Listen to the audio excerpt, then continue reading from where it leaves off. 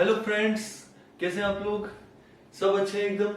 चलिए, हम लोग देख रहे थे कि एक एग्रीमेंट जो होता है उसके अंदर अगर कुछ एसेंशियल एलिमेंट्स हो तो वो वैलिड कॉन्ट्रैक्ट बन जाएगा। अगर उनमें से कोई भी एलिमेंट मिसिंग हो तो वो सिर्फ एग्रीमेंट ही रह जाएगा।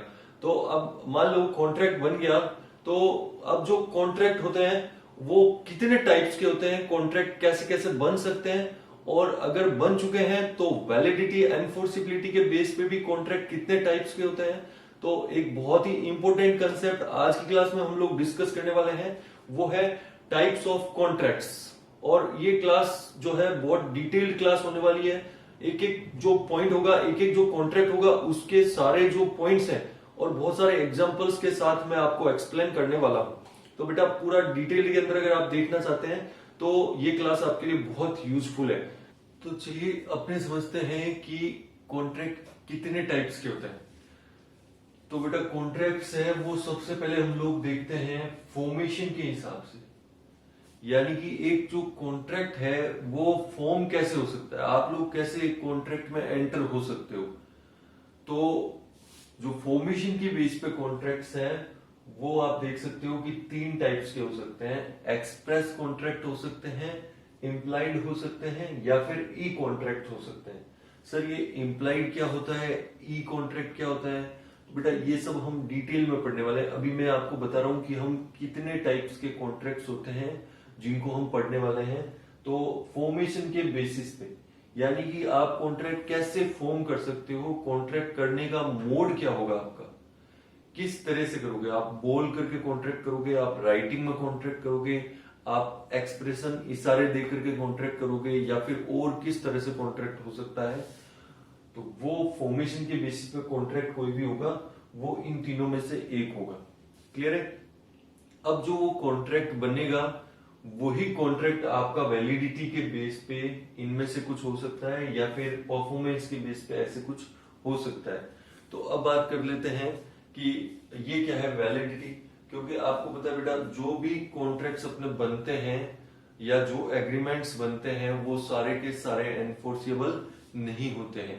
सिर्फ वही एग्रीमेंट एनफोर्स हो पाते हैं जिनके अंदर क्या होता है, जिनके अंदर एनफोर्सिबिलिटी के सारे एलिमेंट्स प्रेजेंट होते हैं, यानी कि एग्रीमेंट प्लस उसकी एनफोर्सिबिलिटी। तो एनफोर्सिबिलिटी कॉन्ट्रैक्ट के अंदर है या नहीं है उसके बेसिस पे फिर से कॉन्ट्रैक्ट के ये टाइप्स होते हैं, जैसे valid contract, void, voidable, illegal, अनएनफोर्सेबल।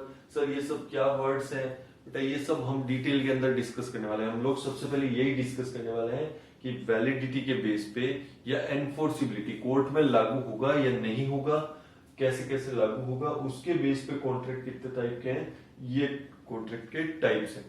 उसके बाद में बात करते हैं परफॉर्मेंस, यानी कि जब आपने कॉन्ट्रैक्ट किया है तो पार्टीज के ऊपर क्या आता है, लीगल ऑब्लिगेशंस आ जाती है, कुछ ना कुछ उनको काम परफॉर्म करना पड़ेगा जो उन्होंने प्रॉमिस किया है। तो वो प्रॉमिस का परफॉर्मेंस है वो हो गया है या होने वाला है, किसने पूरा कर दिया, किसने पूरा नहीं किया, कॉन्ट्रैक्ट परफॉर्मेंस के टाइम पे क्या सिचुएशन पे है, उसके बेसिस पे जो कॉन्ट्रैक्ट है वो एग्जीक्यूटेड या एग्जीक्यूटरी हो सकता है। और फिर एग्जीक्यूटरी में यूनिलेटरल या बाइलेटरल हो सकता है। तो ये सारे पॉइंट्स हम लोग डिटेल के अंदर डिस्कस करने वाले हैं। सबसे पहले हम लोग कहां से स्टार्ट करेंगे, सबसे पहले हम लोग स्टार्ट करेंगे वैलिडिटी एंड फोर्सिबिलिटी के हिसाब से। तो चलिए स्टार्ट करते हैं। वैलिडिटी के हिसाब से कॉन्ट्रैक्ट कितने टाइप के होते हैं, क्या क्या होते हैं। और एक चीज हम लोग स्टार्ट करें उससे पहले आपको बता दूं बेटा, ये जो कॉन्ट्रैक्ट के टाइप्स हैं वो बहुत इंपॉर्टेंट है, ये आपको बिल्कुल नोट कर लेना चाहिए। और एक एक जो कॉन्ट्रैक्ट मैं आपको समझाने वाला हूँ डिटेल के अंदर समझाने वाला हूँ और बहुत सारे एग्जाम्पल्स के साथ समझाने वाला हूँ। तो जहां भी जितना ज्यादा हो सके इन कॉन्ट्रैक्ट्स को आप एग्जाम्पल से कोरिलेट जरूर करना। और बेटा एक चीज हमेशा ध्यान रखना, मेरे जो एग्जाम्पल्स होंगे वो एकदम सटीक एग्जाम्पल होंगे, उस कॉन्ट्रैक्ट के लिए एकदम फिट एग्जाम्पल। मतलब वो एग्जाम्पल आपको याद रह गया तो उसका लॉजिक्स आपको ऑटोमेटिकली माइंड के अंदर आएगा, कोई दिक्कत नहीं है। चलिए समझते हैं सबसे पहले वैलिड कॉन्ट्रैक्ट क्या होता है। वैलिड कॉन्ट्रैक्ट्स एकदम सिंपल सा टर्म है, इसको अपने को ज्यादा डीप कुछ समझने की जरूरत नहीं है, एकदम सिंपल है। बेसिकली जो कॉन्ट्रैक्ट बनता है वो कॉन्ट्रैक्ट होता ही क्या है, contract means enforceable by court of law. तो वैलिड कॉन्ट्रैक्ट जो होते हैं एनफोर्सिबल बाय लॉ, लॉ के द्वारा एनफोर्सिबल होते हैं।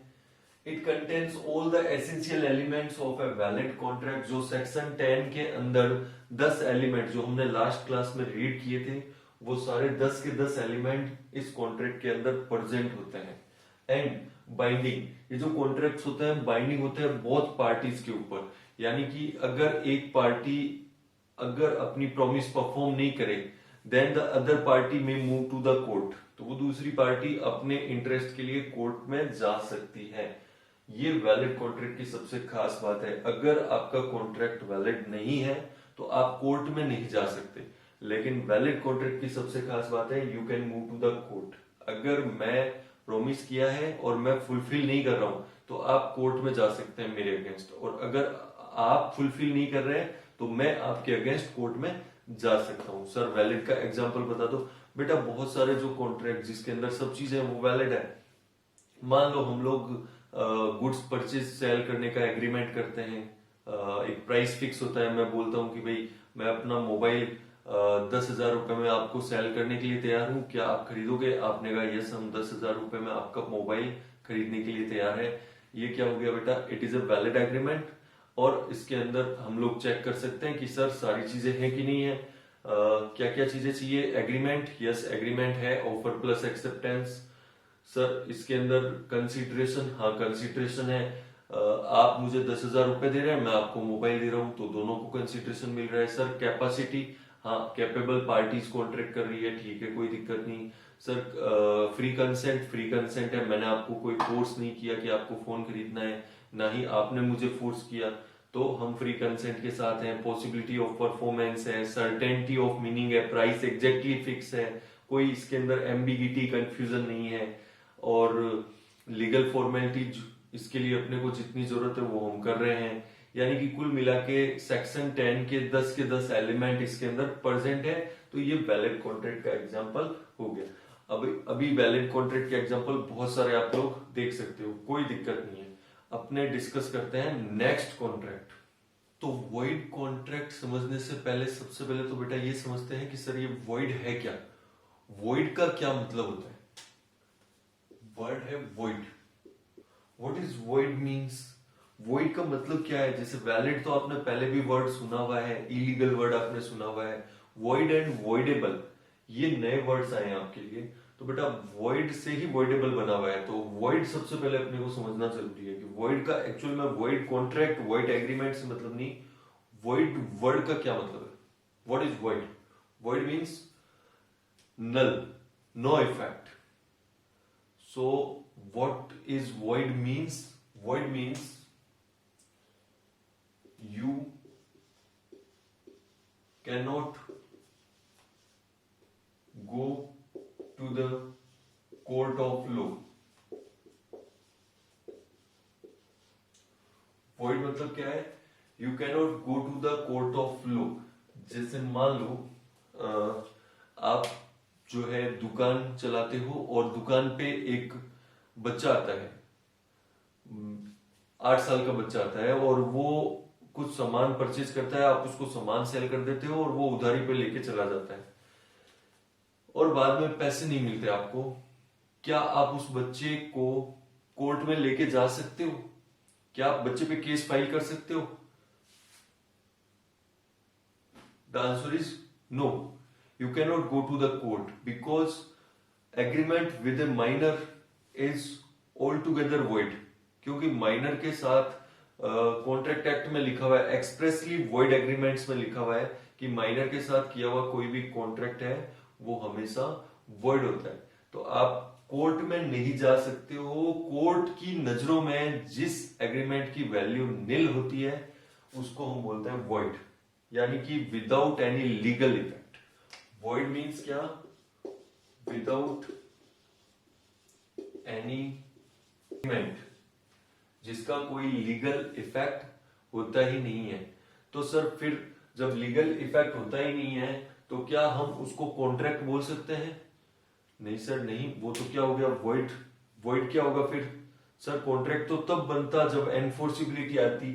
अब आप कह रहे हो कि एनफोर्सिबिलिटी तो है ही नहीं, लीगल इफेक्ट ही नहीं है उसका कुछ, तो फिर उसको हम लोग क्या बोलेंगे? क्या हम उसको वॉइड कॉन्ट्रैक्ट बोल सकते हैं? नहीं सर, नहीं। वो क्या रहेगा? Void agreement.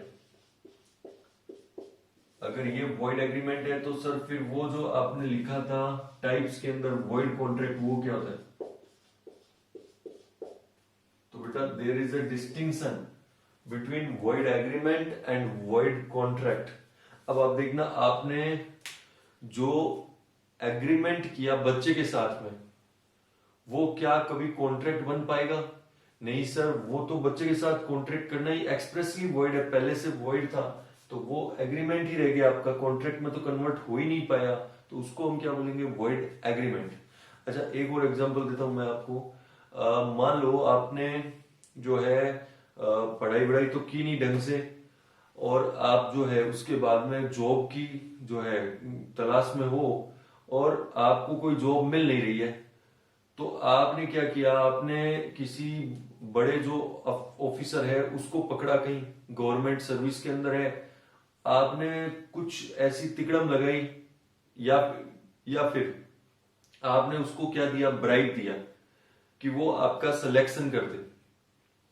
तो आपने गवर्नमेंट जॉब पाने के लिए क्या किया? आपने रिश्वत दी, ब्राइब देकर के जॉब पाने की कोशिश की, लेकिन आपका जो है किस्मत इतना खराब निकला कि वो जॉब आपको फिर भी नहीं मिल पाई।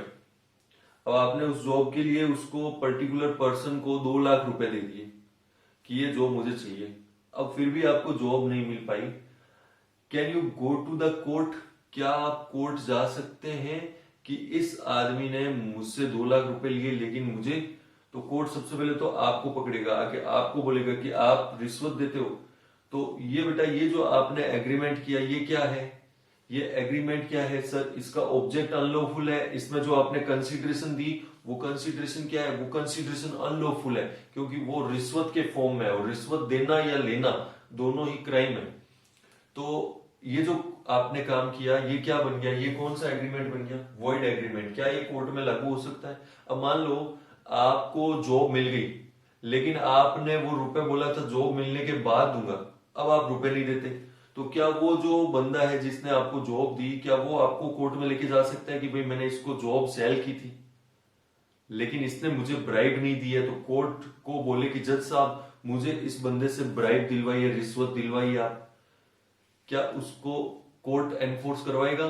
सर, कोर्ट तो उसको जेल में डाल देगा, क्रिमिनल उस पे केस चलेगा, वो सब मैटर अलग है, वो सब हम कॉन्ट्रैक्ट एक्ट में डील नहीं करते हैं। बट मेरा क्वेश्चन ये है कि क्या कोर्ट उसका केस एक्सेप्ट करेगा? कोर्ट उसको एनफोर्स करवाएगा?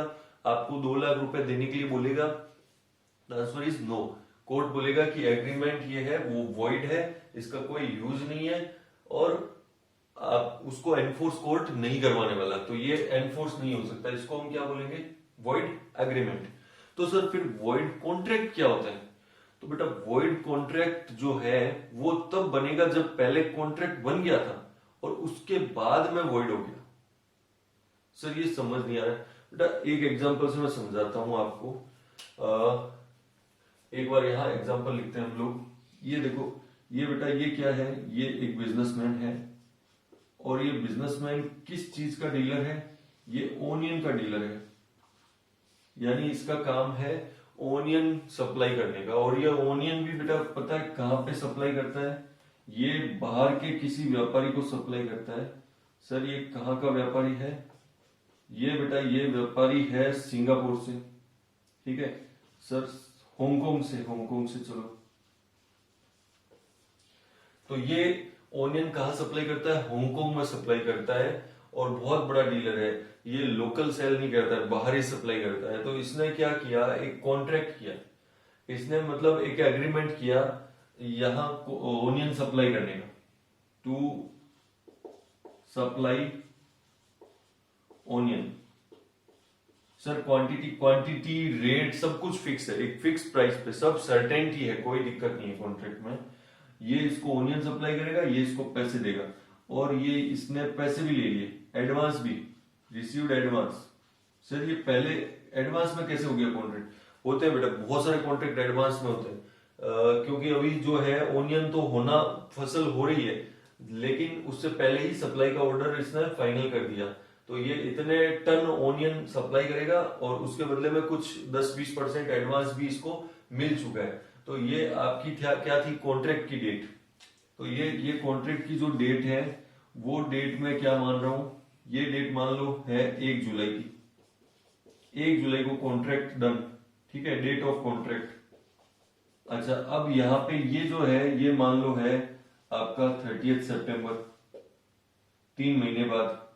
ये है आपकी डेट ऑफ परफॉर्मेंस, यानी कि 3 महीने पहले से ही सेल का कॉन्ट्रैक्ट हो चुका है। और परफॉर्मेंस कब होनी है, 30 सितंबर को होनी है। तो ये कॉन्ट्रैक्ट वैलिड है कि नहीं है अभी?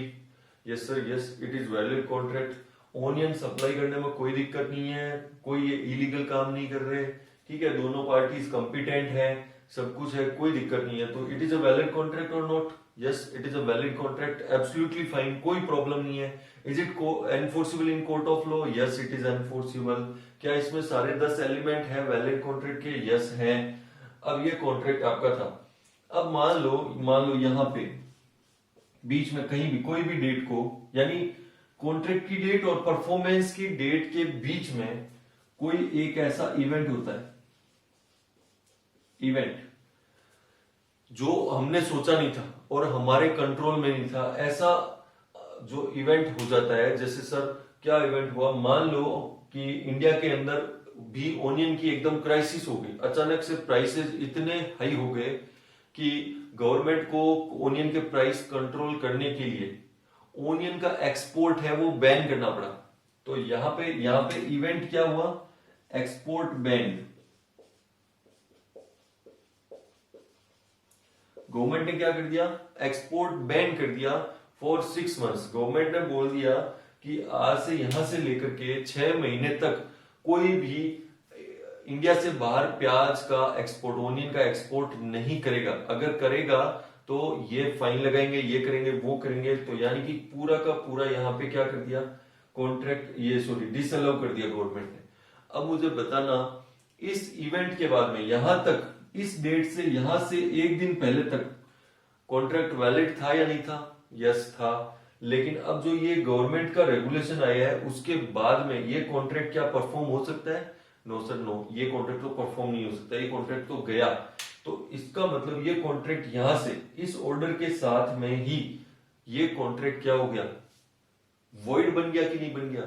Yes it is a void, it is a void agreement और contract, it is a void contract because it is firstly when made it is a valid contract, but due to certain event it becomes void contract. तो clear हुआ आपको?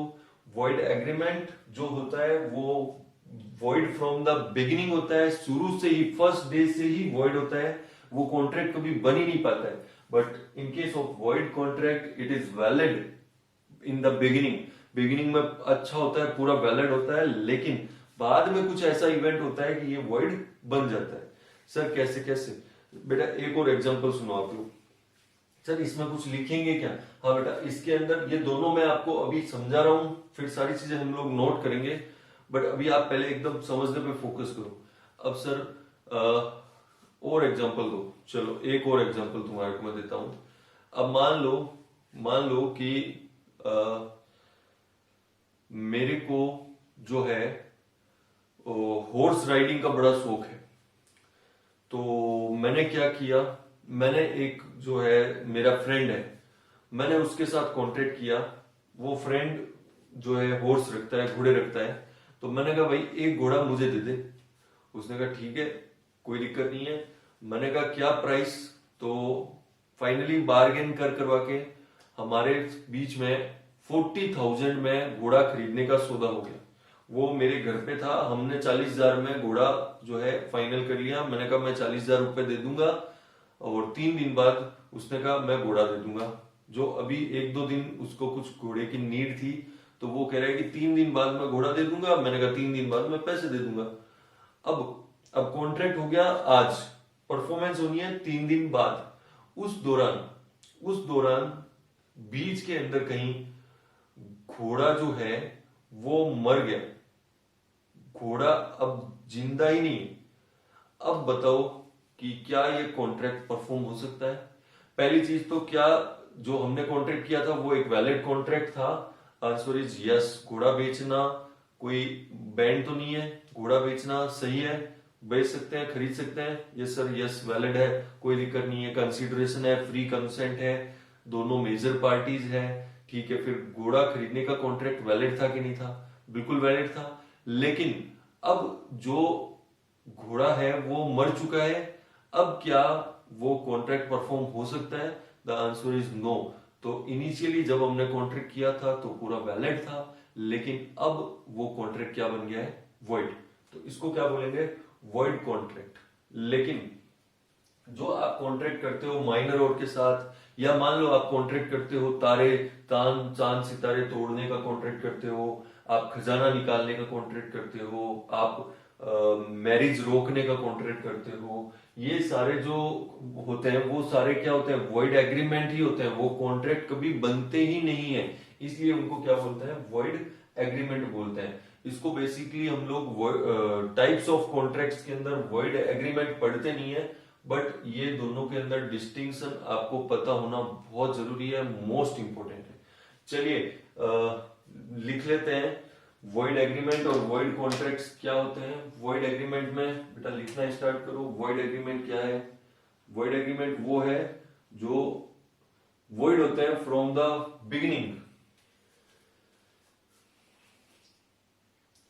तो ये difference है बेटा void agreement और void contract के बीच में। मोस्ट इंपोर्टेंट है ये डिफरेंस आपको समझना। लिखा हुआ है वॉइड फ्रॉम द बिगिनिंग। जो वॉइड एग्रीमेंट्स होते हैं वो वॉइड फ्रॉम द बिगिनिंग होते हैं, यानी कि कभी वो वैलिड कॉन्ट्रैक्ट होते ही नहीं है। लैटिन के अंदर एक वर्ड है, लैटिन लैंग्वेज में वॉइड एब इनिशियो,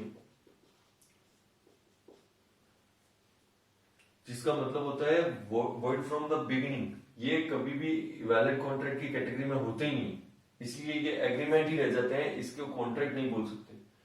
फिर है एक्सप्रेसली डिक्लेयर्ड एज वॉइड। ये जो वॉइड एग्रीमेंट्स होते हैं ये लॉ के अंदर एक्सप्रेसली इनको वॉइड डिक्लेयर कर रखा है। मतलब आपको सोचने की जरूरत नहीं है, अगर आप ऐसा कोई भी एग्रीमेंट करते हो तो वो हमेशा क्या होगा? वॉइड होगा।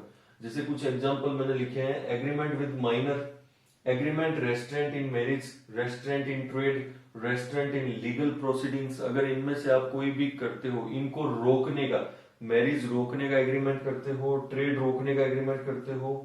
कुछ कहीं कहीं कुछ कुछ एक्सेप्शंस हैं, जैसे मैरिज के अंदर अगर कोई दूसरी शादी कर रहा है तो वो रोकने का एग्रीमेंट वैलिड हो सकता है, ठीक है।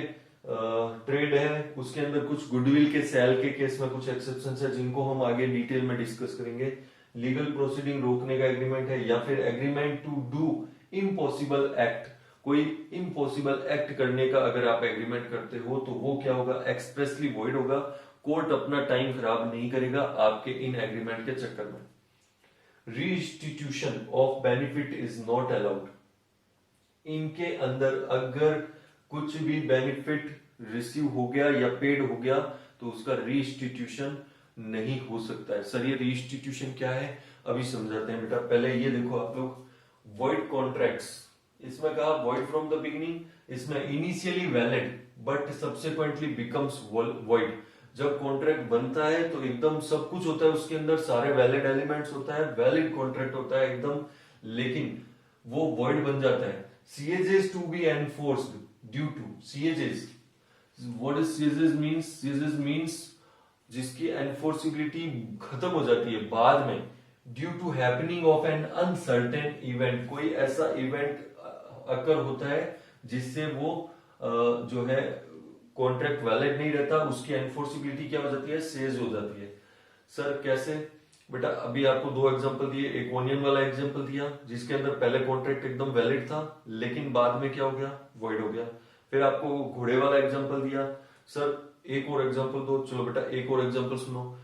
Mister X promised miss Y to marry on 20th August, ठीक है। एक्स ने वाई को प्रॉमिस किया कि वो 20 अगस्त से उससे शादी करेगा और वाई ने भी एक्सेप्ट किया ऑफर, लेकिन शादी से 2 दिन पहले 18 अगस्त को एक्स का दिमाग खराब हो गया, एक्स है वो पागल हो गया। नाउ अब पागल तो कॉन्ट्रैक्ट कर नहीं सकता। अभी कॉन्ट्रैक्ट जब शादी का कॉन्ट्रैक्ट किया तो वैलिड था कि नहीं था? सर वैलिड था। लेकिन 18 अगस्त को शादी से 1-2 दिन पहले एक्स जो है वो पागल हो जाता है और वो कॉन्ट्रैक्ट परफॉर्म करने की सिचुएशन में नहीं है। तो अब बताना ये कॉन्ट्रैक्ट का क्या होगा? सर इट बिकम्स वॉइड, क्योंकि एनफोर्सिबिलिटी अब खत्म हो चुकी है, अब उसको परफॉर्म नहीं करवाया जा सकता है। तो अगर कोई भी कॉन्ट्रैक्ट जो बनते टाइम, जिस टाइम वो बना था वैलिड था, लेकिन बाद में कुछ इवेंट होने के कारण अगर अब वो उसकी एनफोर्सिबिलिटी खत्म हो चुकी है, परफॉर्म नहीं हो सकता है, तो उसको बोलते हैं क्या? Void contract. Void contract means not enforceable eight court of law. Sir ये लास्ट पॉइंट जो है ये समझ नहीं आया, चलो अभी इसको समझते हैं। री institution of benefit is allowed. तो कभी कभार वॉइड कॉन्ट्रैक्ट बनता है तो कुछ बेनिफिट का एक्सचेंज हो जाता है। तो जो बेनिफिट का एक्सचेंज हो गया उसको वापस रीइंस्टीट्यूशन होगा कि नहीं होगा?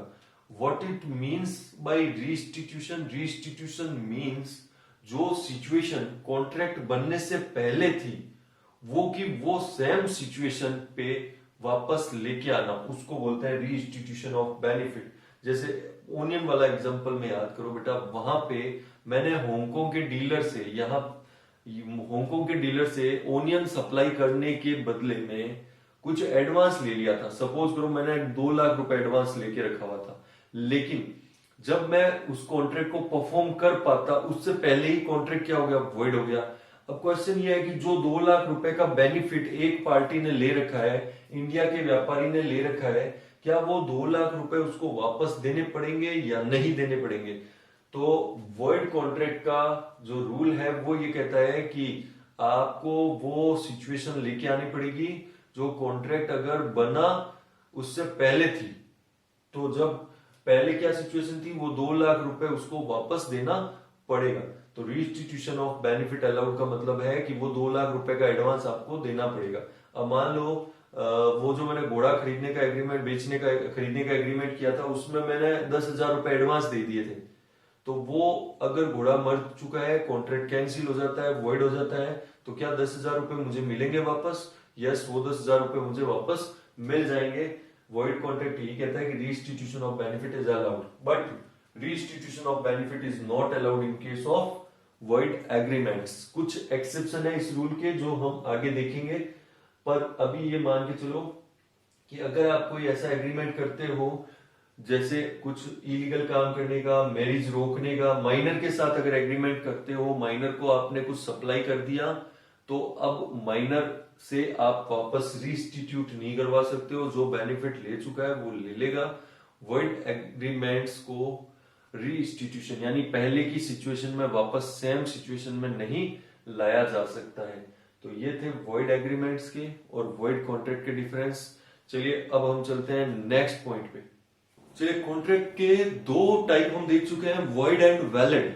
अब हम देख रहे हैं third type, that is voidable contract. Voidable contract क्या होता है? बहुत इंपॉर्टेंट कॉन्ट्रैक्ट है ये बेटा। तो इसको समझने के लिए सबसे पहले एक एग्जांपल देखते हैं। तो एक है मजनू भाई। मजनू भाई का नाम तो आपने सुना ही होगा, सिटी के बहुत बड़े गुंडे हैं, डॉन हैं। और मजनू भाई को एक बार क्या हुआ कि इनको पसंद आ गया एक बिजनेसमैन का बंगला, और बिजनेसमैन का नाम है घुंघरू सेठ। तो मजनू भाई को घुंघरू सेठ का बंगला इतना पसंद आया कि उन्होंने उस बंगले को खरीदने का सोचा। तो मजनू भाई पहुंच गए अपनी पूरी टीम के साथ घुंघरू सेठ के बंगले पे, और घुंघरू सेठ को बोला कि भाई ये बंगला तो मैं खरीदूंगा, ये 2 लाख रुपए का चेक पकड़ और ये बंगला मुझे दे। घुंघरू सेठ जो है वो बोला, अरे नहीं रे बाबा, अपन को ये बंगला नहीं सेल करने का, 2 लाख क्या तू 2 करोड़ देता तो भी अपने को नहीं सेल करना है। इतने में मजनू भाई का दिमाग घूम गया। मजनू भाई ने रिवॉल्वर निकाला फटाफट से और घुंघरू सेठ को बोला कि साइन करता है कि नहीं करता है। घुंघरू सेठ को साइन करना पड़ा, जान बचाने के लिए अब साइन देना पड़ा। तो घुंघरू सेठ ने जैसे ही साइन किया, ये कॉन्ट्रैक्ट हो गया और मजनू भाई को बंगला उसने सेल कर दिया। अब क्वेश्चन ये उठता है कि is it a valid contract. First तो क्या ये वैलिड कॉन्ट्रैक्ट है? सोचिए बेटा सोचिए, क्या ये वैलिड कॉन्ट्रैक्ट होगा बच्चा? नहीं सर नहीं। क्यों नहीं होगा? क्योंकि वैलिड कॉन्ट्रैक्ट होने के लिए consent must be free, free consent होनी चाहिए। बट यहाँ पे कंसेंट में फोर्स का यूज किया, रिवॉल्वर, डरा धमका के कंसेंट ली गई है, इसलिए ये कॉन्ट्रैक्ट वैलिड नहीं है। अब क्वेश्चन उठता है कि सर क्या ये कॉन्ट्रैक्ट वॉइड है? कोर्ट में इसका कोई इफेक्ट नहीं है, कोर्ट में कोई पार्टी जा ही नहीं सकती। वॉइड मतलब कोई पार्टी कोर्ट में नहीं जा सकती है। तो यहाँ पे क्या कोई पार्टी कोर्ट में नहीं जा सकती है? क्या ये वॉइड हो जाएगा? कोई लीगल इफेक्ट नहीं, वॉइड मतलब नो लीगल इफेक्ट। तो क्या इसको वॉइड बोले? The answer is no, it is not void. Here comes the voidable contract. It is a voidable contract. ये जो कॉन्ट्रैक्ट बना मजनू भाई और गुगरू सेठ के बीच में, ये क्या है? ये है वॉइडेबल कॉन्ट्रैक्ट। वॉइडेबल सर, ये वॉइडेबल कैसे है? चलिए वो समझते हैं वॉइडेबल कैसे है। वॉइडेबल का मतलब है कि इसके अंदर कोर्ट जो है वो पार्टीज को ऑप्शन देता है कि आप चाहो तो कॉन्ट्रैक्ट को वैलिड रखो, आप चाहो तो कॉन्ट्रैक्ट को वॉइड करो।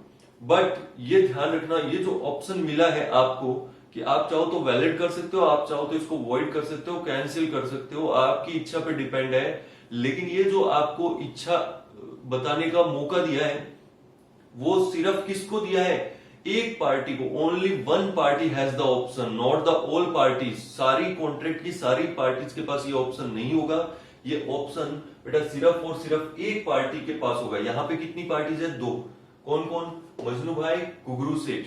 अब मुझे ये बताएगा कोई कि यहाँ पे ये ऑप्शन किसको मिलेगा, किसके पास ऑप्शन मिलना चाहिए, किसको ये फैसिलिटी होना चाहिए? क्या मजनू भाई को होना चाहिए? नहीं। The option has been given to Gugru Seth. Option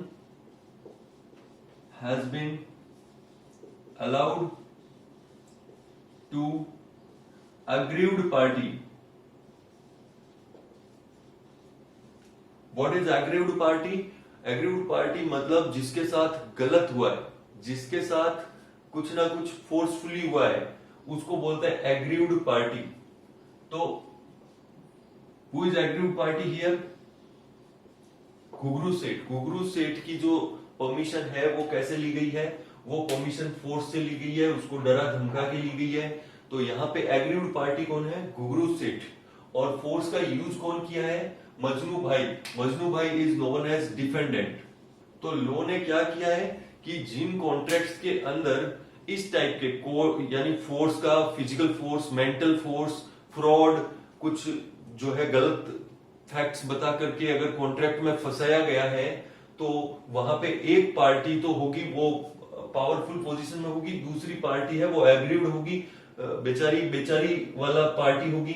तो कॉन्ट्रैक्ट लॉ क्या बोल रहा है कि जो पार्टी एग्रीव्ड है उसके ऑप्शन पे ये कॉन्ट्रैक्ट वैलिड भी हो सकता है, उसके ऑप्शन पे वॉइड भी हो सकता है। He has to select one option. तो अब बताना घुघरू सेठ के पास अब क्या ऑप्शन है? घुघरू सेठ चाहता है कि ये तो उसके साथ गलत हो गया, धोखा हो गया, उसको डराया धमकाया है, तो he can move to the court. Ghughru Seth can move to the court against Majnu Bhai and court को बोल सकता है कि भाई ये कॉन्ट्रैक्ट है वो मेरी फ्री कंसेंट से नहीं हुआ है, मजनू भाई ने मुझे फोर्सफुली ये कॉन्ट्रैक्ट करवाया है, तो माय लॉर्ड इसको, इस कॉन्ट्रैक्ट को कैंसिल कर दिया जाए, इसको वॉइड डिक्लेयर कर दिया जाए। अगर ये कॉन्ट्रैक्ट वॉइड हो गया तो फिर क्या होगा? वो प्रॉपर्टी वापस किसके पास आ जाएगी? घुघरू सेठ के पास आ जाएगी। और क्वेश्चन ये है कि क्या वो 2 लाख रुपए उसको वापस देने पड़ेंगे? यस, वो जो 2 लाख रुपए घुघरू सेठ ने लिए हैं वो मजनू भाई को वापस दे दिए जाएंगे। यानी कि वॉइड कॉन्ट्रैक्ट डिक्लेयर होने के बाद में जो सिचुएशन एकदम पहले थी कॉन्ट्रैक्ट होने से, वो वाली सिचुएशन पे रीइंस्टीट्यूट कर दिया जाएगा। यानी कि in case of voidable contract reinstitution of benefit is allowed. Clear हुआ ये पॉइंट? हाँ सर हाँ। अच्छा, अब दूसरा ऑप्शन क्या है? What is the second option?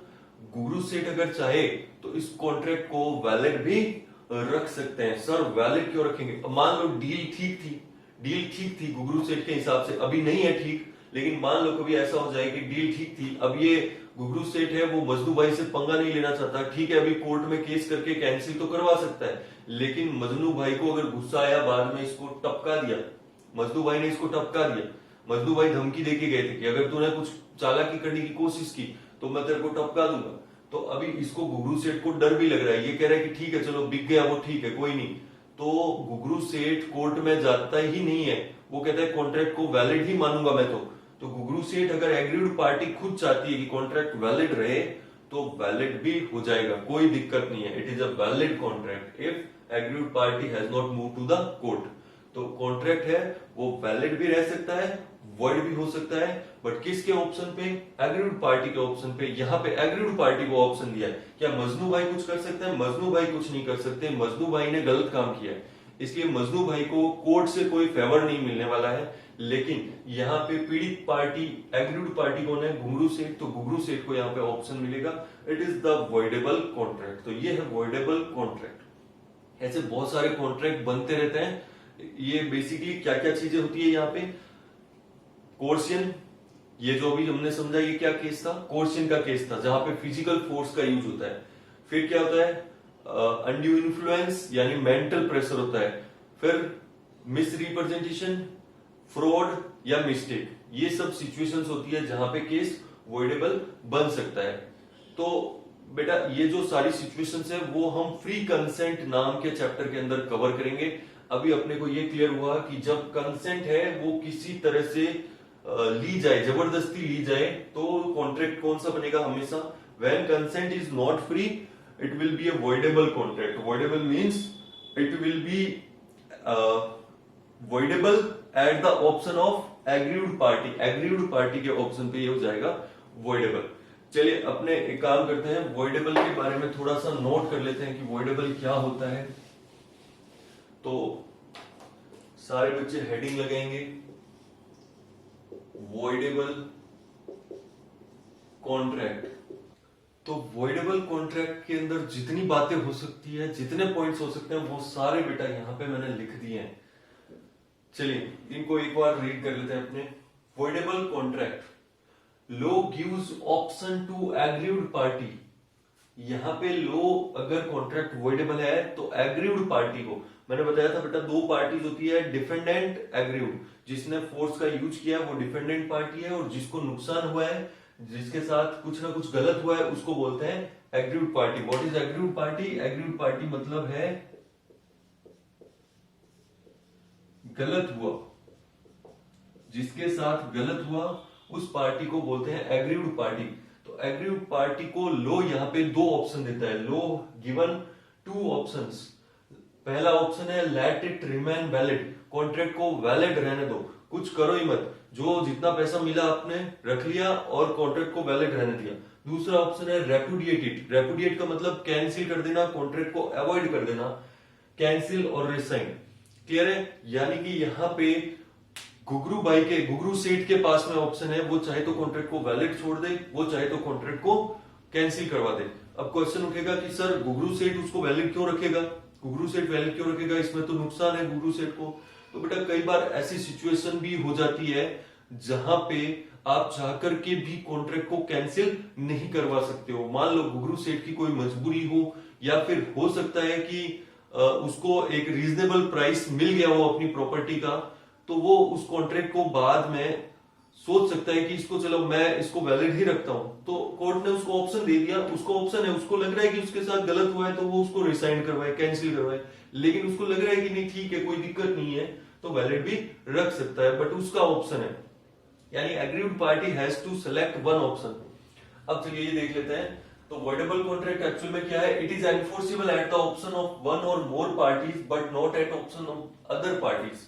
Voidable contract वो है जो एक या एक से अधिक, मान लो तीन पार्टनर्स हैं और तीनों के साथ एक आदमी ने धोखा किया है, तो वो तीनों क्या हो गई? एग्रीड पार्टी हो गई। तो उन तीनों में से कोई भी पार्टी की कोर्ट में जा सकती है, लेकिन जो जिसने धोखा किया वो नहीं जा सकता। तो कह रहे हैं कि एक या एक से अधिक पार्टीज कॉन्ट्रैक्ट को लागू करवा सकती है, बट जो डिफेंडेंट है, जिसने धोखा किया है, वो उसको लागू नहीं करवा सकता है। The second point is it remains valid. ये पॉइंट आपके लिए बहुत इंपॉर्टेंट, इसको बेटा आप नोट करो। It remains valid if it is not set aside by the person entitled to do so. कौन ऐसा कर सकता है? Who is entitled? Aggrieved party is entitled. तो अगर एग्रीव्ड पार्टी खुद चाहे तो कॉन्ट्रैक्ट को वैलिड रख सकती है। तो फिर सर अगर मान लो घुंघरू सेठ कुछ ना करे तो क्या ये कॉन्ट्रैक्ट वैलिड रहेगा? Yes, it is a valid contract, एकदम जैसे बाकी सारे कॉन्ट्रैक्ट होते हैं वैसे ही वैलिड कॉन्ट्रैक्ट ये बन जाएगा और वो प्रॉपर्टी बिल्कुल लीगली मजनू भाई के ट्रांसफर हो जाएगी। मजनू भाई आज से उसके मालिक हो गए अगर घुंघरू सेठ कुछ एक्शन नहीं लेते हैं।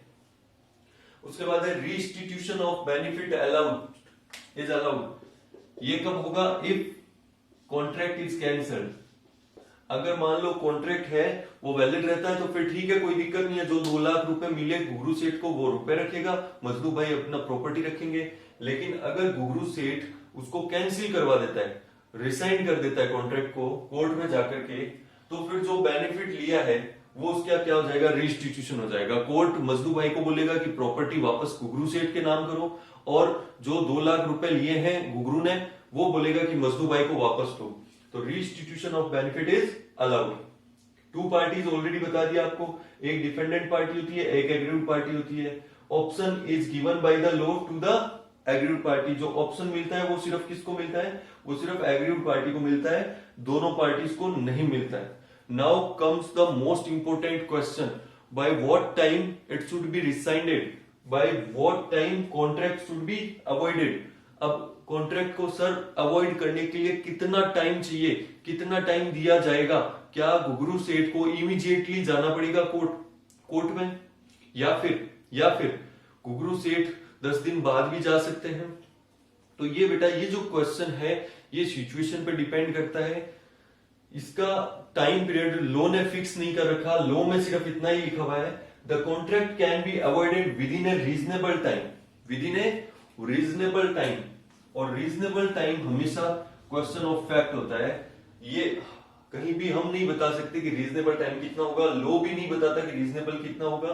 बट जो जज को, जो कोर्ट को लगेगा कि हाँ रीजनेबल टाइम में उसने हमारे को जो है कॉन्ट्रैक्ट रिसाइन करने के लिए अप्लाई कर दिया तो फिर ठीक है, और कोर्ट को लगेगा कि नहीं बहुत ज्यादा लेट हो गई है तो कोर्ट कॉन्ट्रैक्ट उसको कैंसिल भी कर सकता है एप्लीकेशन को। तो रीजनेबल टाइम, मान लो घुंघरू सेठ को बहुत ज्यादा डराया धमकाया गया कि वो 2 महीने तक ऐसा जो है सदमे में चला गया, उसको बड़ी दिक्कत है, वो सोच ही नहीं पा रहा है क्या करना चाहिए क्या नहीं करना चाहिए, तो वो 2 महीने बाद कोर्ट जाता है। क्या कोर्ट केस एक्सेप्ट करेगा? यस, कोर्ट उसकी सिचुएशन देखते हुए कोर्ट को एक्सेप्ट करेगा। कोर्ट बोलेगा कि यस 2 महीने रीजनेबल टाइम है उस सदमे से उबरने के लिए। तो वो कोर्ट का काम है रीजनेबल टाइम, अपने को जाना ही नहीं है कि रीजनेबल टाइम कितना है, हमें नहीं पहचानना। उसके बाद में and before the most important point, इसको अंडरलाइन करो बेटा, before the right of third party is involve, most important line. देखो बेटा एक काम की बात मैं बताता हूँ, जो हम क्लास में कवरेज कर रहे हैं वो मोर देन सफिशिएंट कवरेज होगी। आपको मैं कंफर्म बोल रहा हूं कि आप लोग खाली क्लास देख करके ही अगर एग्जाम देने चले गए, आपने बुक को खोला भी नहीं, तो भी मैं एकदम एश्योर्ड हूं कि आप एग्जाम पेपर अच्छे से, क्वेश्चन पेपर आप फिर भी अटेंड करके आएंगे और बहुत अच्छे मार्क्स भी आपके बनने वाले हैं। लेकिन क्लास को अच्छे से फोकस करना पड़ेगा बेटा आपको, और जो है बुक खोलना तो जरूरी है आपके लिए, लेकिन मैं एक आपको बात बोल रहा हूं कि अगर आप क्लास को इतना अच्छे से करते हो और आपकी राइटिंग स्किल अच्छी है तो बुक को खोले बिना भी आप बहुत अच्छा स्कोर कर सकते हो लॉ के पेपर के अंदर, क्योंकि क्लास के अंदर मोर देन सफिशिएंट चीजें हम लोग डिस्कस करने वाले हैं, डिटेल डिस्कशन करने वाले हैं। लॉ अगर आप पढ़ रहे हो और शॉर्टकट के अंदर पढ़ रहे हो तो बेटा बाद में बहुत सारी प्रॉब्लम्स आती है। सर क्या प्रॉब्लम्स आती है? कुछ बच्चे होते हैं वो कहते हैं कि सर हमने सब कुछ किया था लेकिन वहां पे ब्लैंक हो गए, कुछ लिख ही नहीं पाए, याद ही नहीं आ रहा था, घुमा घुमा के केस क्लोज पूछ लिए। ये सब बेटा शॉर्टकट पढ़ने के लिए, अभी जो बच्चे हैं मोस्टली वो शॉर्टकट पढ़ने में बिलीव करते हैं। तो बेटा अगर शॉर्टकट आपको पढ़ना है तो आपकी इच्छा है, लेकिन अगर आपको डिटेल पढ़ना है तो क्लास को आप पूरा का पूरा अच्छे से देखिए, सारी क्लासेस अच्छे से करिए। और मैं आपको कंफर्म कह रहा हूं, मैं आपको लिख के दे रहा हूं, पूरा लिख के कॉन्ट्रैक्ट बना के दे रहा हूं। ये लो, ये मैं कॉन्ट्रैक्ट साइन करके दे रहा हूं आपको कि अगर आपने ये क्लासेस अच्छे से करी तो आपको और कुछ भी करने की जरूरत नहीं है, कोई आपको इधर उधर के ज्यादा नोट्स इकट्ठे करने की जरूरत नहीं है। आप बस अपना स्टडी मटेरियल जो भी आपके पास है वो आप रीड करो और ये नोट्स वगैरह है वो आप अच्छे से कॉपी करते रहो। तो आप मान के चलिए कोई भी एग्जाम आप देने जा रहे हो, चाहे सीए, सीएस और एलएलबी वगैरह, कुछ भी कॉन्ट्रैक्ट एक्ट का कोई भी क्वेश्चन आएगा वो उसके अंदर आप कहीं अटकने वाले नहीं हो। आपसे ऐसा क्वेश्चन हो ही नहीं सकता कि कोई क्वेश्चन आ जाए और आपसे ना हो। तो बेटा बेफिक्र रहिए, डिटेल पढ़ते रहिए, शॉर्टकट में मत जाइए, मेरी पर्सनल एडवाइस है, बाकी आपकी इच्छा। चलिए खैर, तो अब क्वेश्चन है द कॉन्ट्रैक्ट कब तक अवॉइड हो सकता है। तो एक पॉइंट यहां पे आया कि reasonable time, and most important है and before the right of third party is involve, और थर्ड पार्टी का राइट इन्वॉल्व हो उससे पहले पहले ही कैंसिल कर सकते हो। सर ये थर्ड पार्टी वाली सिचुएशन समझ नहीं आ रही है, चलो अभी समझाते हैं बेटा। ये कौन है, ये है मजनू भाई, ये कौन, ये गुगरू सेठ। तो ये प्रॉपर्टी किसके पास आ गई, ये जो प्रॉपर्टी है ये प्रॉपर्टी आ गई मजनू भाई के पास में। अब मजनू भाई ने क्या किया, मजनू भाई सोल्ड दिस प्रॉपर्टी। अब मजनू भाई तो ठीक है, उसके अंदर एक महीने उसके अंदर उन्होंने रहे, उसके बाद में मजनू भाई को फिर कोई दूसरा प्रॉपर्टी पसंद आ गया। Sold this property to Ram. अब मजनू भाई ने क्या किया, एक महीने तक उस प्रॉपर्टी में रहे गुगरू सेठ के बंगले में, उसके बाद में उनको क्या है कि कोई दूसरा प्रॉपर्टी खरीद लिया।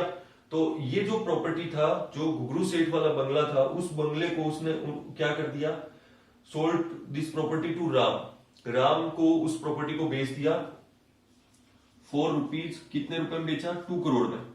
खरीदा कितने में था, 2 लाख में खरीदा था, बेचा कितने में, 2 करोड़ में, क्योंकि प्रॉपर्टी की वैल्यू 2 करोड़ थी। तो 2 करोड़ में राम ने खरीद लिया। अब राम कौन है, राम जो है बेटा एक जेन्युइन बायर है। राम है वो क्या है, जेन्युइन बायर है, मतलब ये कोई धोखेबाज आदमी नहीं है। ना इसको ये पता बेचारे को कि ये प्रॉपर्टी है वो उन्होंने उससे फोर्सफुली साइन करा के लिए। भाई डॉक्यूमेंट के अंदर साइन है कि नहीं है, प्रॉपर्टी फिलहाल वैलिडली किसकी है, मजनू भाई की है कि नहीं है, हाँ सर है। तो मजनू भाई ने राम को डॉक्यूमेंट्स दिखाए, राम ने डॉक्यूमेंट्स चेक करवाए, राम को कोई दिक्कत नहीं लगी प्रॉपर्टी में, ये जेन्युइन बंदा है, इसको प्रॉपर्टी की जरूरत थी, इसने प्रॉपर्टी खरीद ली। क्लियर है। तो ये जो प्रॉपर्टी राम के पास ट्रांसफर हो गई। अब क्वेश्चन ये है कि क्या अब कॉन्ट्रैक्ट को कैंसिल कर सकते हैं गुगरू भाई, क्योंकि यहां पे क्या हो गया, right of third party. Ram genuine buyer है, उसने कोई भी धोखेबाजी के बिना प्रॉपर्टी मजनू भाई से खरीदी है। अगर अब कॉन्ट्रैक्ट कैंसिल होता है तो राम को नुकसान होगा कि नहीं होगा, राम का राइट आ गया कि नहीं प्रॉपर्टी में। इसी को मैं बोल रहा हूं before the right of third party is involve. जब तक थर्ड पार्टी का राइट इन्वॉल्व नहीं हो उससे पहले पहले कॉन्ट्रैक्ट कैंसिल हो जाना चाहिए। अगर थर्ड पार्टी का राइट होने के बाद में कैंसिल होता है तो नहीं हो सकता। क्लियर हुआ पॉइंट सर। यहाँ पे ये पॉइंट क्लियर हो गया कि अब राम को अगर प्रॉपर्टी मिल चुकी है तो फिर कॉन्ट्रैक्ट कैंसिल नहीं हो सकता, कोई भी हालत में कैंसिल नहीं हो सकता। ये कॉन्ट्रैक्ट जो है मजनू भाई और गुगरू भाई वाला वैलिड रहेगा। सर गुगरू भाई को नुकसान हो गया, बेटा कोई नुकसान नहीं है, गुगरू भाई अब कॉन्ट्रैक्ट कैंसिल नहीं कर सकते क्योंकि उन्होंने डिले कर दिया। लेकिन गुगरू भाई अब भी मजनू के अगेंस्ट केस कर सकते हैं कोर्ट के अंदर, जो उसने धोखेबाजी की है उसके लिए केस फाइल कर सकते हैं और वो बोल सकते हैं कि मेरे को इनसफिशिएंट कंसीडरेशन मिला है, प्राइस है 2 करोड़, मेरे को दिया गया 2 लाख, यानी कि मुझे लॉस हो रखा है 1.98 लाख का, ठीक है, प्लस और भी जो उनको नुकसान हुआ, जो उनको मेंटली प्रेशर लेना पड़ा, वो सबके लिए मिला मिलू के अच्छा खासा एक क्लेम ठोक सकते हैं। किसके ऊपर, मजनू भाई के ऊपर। और कोर्ट ऑर्डर करेगा कम से कम जितना ये डिफरेंस है ये तो कम से कम कोर्ट एश्योर करेगा कि गुगरू भाई को मिल जाए। तो गुगरू भाई अब कॉन्ट्रैक्ट को कैंसिल नहीं करवा सकते, प्रॉपर्टी वापस नहीं मिल सकती क्योंकि वो राम के पास जा चुकी है। उनको राम के पास जाने से पहले कुछ करना चाहिए था, अब नहीं कर पाए, ठीक है कोई दिक्कत नहीं है। कोर्ट कहता है अभी भी हम आपका सपोर्ट करेंगे, एग्रीड पार्टी का सपोर्ट करेंगे, कॉन्ट्रैक्ट कैंसिल नहीं करवाएंगे, लेकिन जो आपको नुकसान हुआ है उसकी भरपाई करवाई जाएगी। मजनू भाई को इंस्ट्रक्शन दिया जाएगा कि आप जो है डिफरेंस अमाउंट उनको पे करो। क्लियर हुआ। तो ये था वॉइडेबल कॉन्ट्रैक्ट, बहुत ही इंपॉर्टेंट कॉन्ट्रैक्ट है। चलिए अब एक वॉइड और वॉइडेबल कॉन्ट्रैक्ट में बहुत अच्छा डिफरेंस आता है, एग्जाम में बहुत बार पूछा जाता है, वो हम एक बार समझ लेते हैं। डिस्टिंक्शन देख लेते हैं वॉइड एग्रीमेंट और वॉइडेबल कॉन्ट्रैक्ट के अंदर। बहुत इंपॉर्टेंट डिस्टिंक्शन है एग्जाम के पॉइंट ऑफ व्यू से भी। चलिए थोड़ा फटाफट से देख लेते हैं। Void agreement, it is void ab initio, it is void from the very beginning. जो वॉइड एग्रीमेंट होता है वो शुरू से ही वॉइड होता है। Voidable contract, it is valid when made and continues to remain valid till it is रेपुडिएटेड by the aggrieved party. जब तक एग्रीव्ड पार्टी इसको रेपुडिएट नहीं करती है तब तक कॉन्ट्रैक्ट क्या रहता है, वैलिड रहता है। Which essential element of contract is missing, enforceability by law is missing. Void agreement में एनफोर्सिबिलिटी होती ही नहीं है, जबकि वॉइडेबल कॉन्ट्रैक्ट के अंदर free consent of a party is missing. Consent क्या होती है, कहीं ना कहीं कोर्सियन या अनड्यू इन्फ्लुएंस यूज करके ली गई होती है।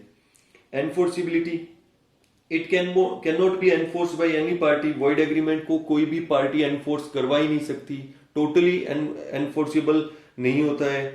It continues to be enforceable if the aggrieved party does not repudiate the contract. लेकिन ये कॉन्ट्रैक्ट एनफोर्सिबल रहता है अगर पार्टी इसको कैंसिल नहीं करे तब तक। Right of third party, third party does not acquire any right, क्योंकि जो मेन एग्रीमेंट है वो वॉइड था तो थर्ड पार्टी को कुछ राइट नहीं मिलने वाला है। लेकिन वॉइडेबल कॉन्ट्रैक्ट के केस में अगर बायर ने गुड फेथ में कंसीडरेशन देकर के कॉन्ट्रैक्ट खरीदा, गुड्स खरीदे हैं, तो उसको वैलिड टाइटल मिल जाएगा। Effect of lapse of reasonable time, even on the expiry of reasonable time it can never become a valid contract. ये कॉन्ट्रैक्ट कभी वैलिड बन ही नहीं सकता है। जबकि वॉइडेबल कॉन्ट्रैक्ट अगर रीजनेबल टाइम तक पार्टी कैंसिल नहीं करे, एग्रीव्ड पार्टी कैंसिल नहीं करे कॉन्ट्रैक्ट को, तो कॉन्ट्रैक्ट क्या बन जाएगा, वैलिड बन जाएगा, ऑटोमेटिकली वैलिड बन जाएगा। Damages, the question of damages does not arise, क्योंकि कॉन्ट्रैक्ट ऑल टुगेदर वॉइड था, शुरू से वॉइड था, तो कोई डैमेजेस का क्लेम बनता नहीं है। The aggrieved party can claim damages, aggrieved party है वो डिफेंडेंट पार्टी पे डैमेजेस के लिए भी क्लेम कर सकती है। तो चलिए बेटा, क्लियर है आपको। आज हमने देखा वैलिड कॉन्ट्रैक्ट, जिसके अंदर सारे एसेंशियल एलिमेंट होते हैं, कोर्ट में एनफोर्सिबल होता है, उसको बोलते हैं वैलिड कॉन्ट्रैक्ट। फिर हमने देखा वॉइड कॉन्ट्रैक्ट, वॉइड एग्रीमेंट, जिसको कोर्ट में एनफोर्स नहीं करवा सके, वो होता है वॉइड। उसके बाद हमने देखा वॉइडेबल कॉन्ट्रैक्ट, मोस्ट इंपोर्टेंट, जो जिसके अंदर कंसेंट जो है वो फोर्स का या फिर कुछ मेंटल प्रेशर का यूज करके ली गई हो, कंसेंट फ्री नहीं हो, तो वो कॉन्ट्रैक्ट होता है वॉइडेबल। वॉइडेबल को हमने समझा डिटेल में, फिर हमने डिफरेंस देखा। बाकी के जो बचे कॉन्ट्रैक्ट्स हैं वो हम नेक्स्ट क्लास के अंदर कैरी करते हैं बेटा। चलिए, आप लोग डिटेल में पढ़ते रहिए, एंजॉय करते रहिए लॉ को। लॉ बहुत मजेदार है, बस एंजॉय के साथ, इंटरेस्ट के साथ अगर पढ़ने लगे ना, इंटरेस्ट आपको आने लगा अगर लॉ के अंदर, तो हकीकत में ये बहुत ही शानदार सब्जेक्ट है, बहुत इसके अंदर मजा आने वाला है। चलिए, मजा लेते रहेंगे हम लोग। मिलते हैं नेक्स्ट क्लास में। Bye bye.